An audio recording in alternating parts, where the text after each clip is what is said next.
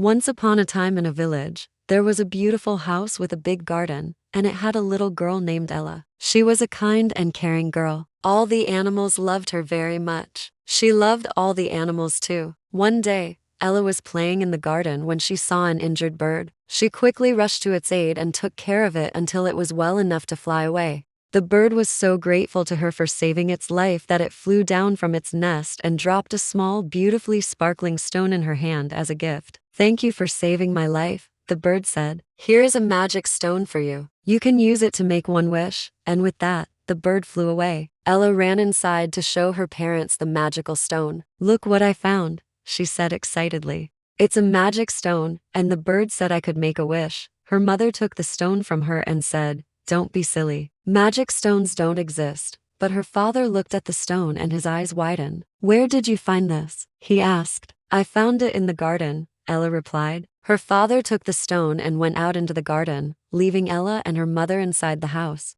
A few minutes later, he came back inside and told them, "We need to leave the village immediately. Someone is after this stone, and they won't stop until they have it." Her mother packed some bags while her father put the stone in a safe place. Then they got into their car and drove away as fast as they could. They didn't know where they were going, but they knew they had to get away from the village. After driving for many hours, they finally stopped at a small cottage in the woods. It was dark and they were exhausted, so they decided to stay there for the night. Ella looked out the window and saw a pair of glowing eyes staring back at her. She quickly turned away and tried to ignore it. But then the eyes appeared again, and she saw a large, fluffy tail disappear behind a bush. In the morning, Ella went outside to explore. She walked around the cottage and soon came across a small clearing. In the middle of the clearing was a wooden box with a lid that was slightly ajar. Ella walked closer and peeked inside. To her surprise, she saw a beautiful white cat with sparkling blue eyes. The cat looked up and meowed softly. Just then, a gruff voice said,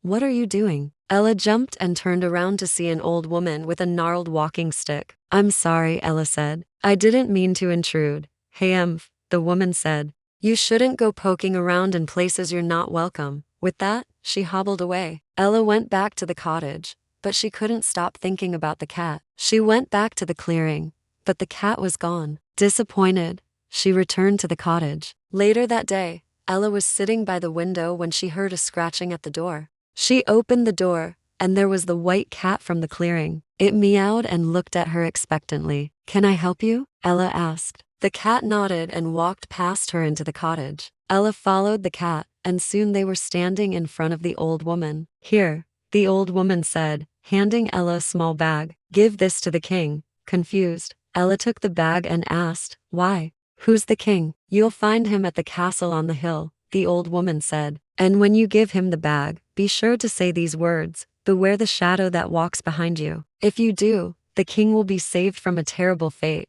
With that, the old woman handed Ella a small scroll. "Here," she said. "This has the words you need to say. Don't lose it or forget it." Ella thanked the old woman and went out into the forest to look for the castle. She walked for a long time before she finally saw it in the distance. As she approached the castle, she heard the sound of drums and trumpets. People were gathered in the courtyard, and they were all cheering loudly. Suddenly, Ella understood why the old woman had given her the scroll. The king was being crowned. Ella walked up to the throne and said, "Your Majesty, I have something for you." The king looked down at her and asked, "What is it?" Ella took a deep breath and said the words the old woman had given her. "Beware the shadow that walks behind you." The king looked at her for a moment, then his face suddenly became pale. He looked over his shoulder and gasped. Behind him stood a tall, dark figure with glowing red eyes. The figure lunged for the king, but Ella quickly stepped in its way. She raised the bag the old woman had given her and said,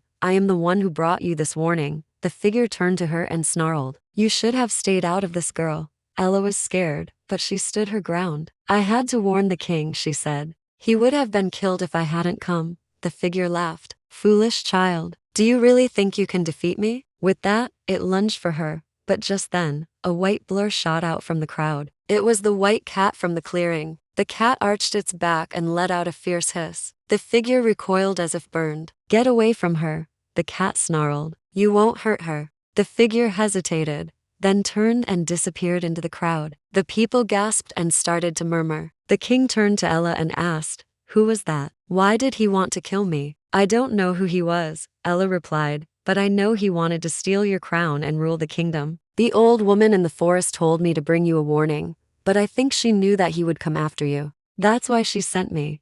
The king looked at her for a moment. "Thank you for saving my life, Ella. I don't know what I would have done without you." He turned to the cat and said, "And you, little cat, you are a true hero." The cat purred and rubbed against his legs. From that day on, Ella became known throughout the kingdom as the girl who saved the king. She and the white cat became best friends, and they lived happily ever after. The end.